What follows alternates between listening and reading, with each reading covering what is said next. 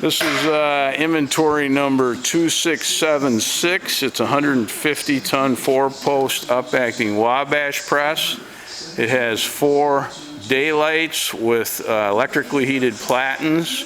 It also has a cold press on the rear.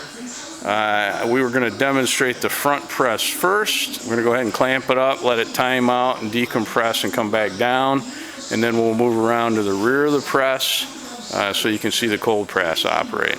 Okay. 2-button control. You have to hold both buttons to close the press. Go ahead and release those a sec, Junior.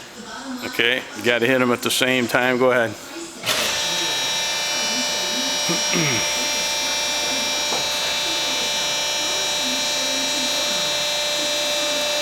Okay, once the press clamps up, it has a low pressure timer where it'll clamp at low pressure. It's currently in low pressure.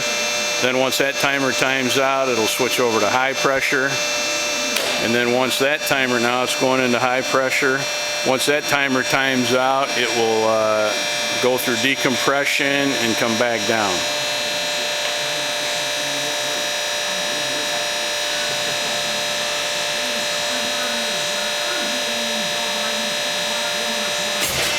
Okay, press is decompressed, coming back down to the open position.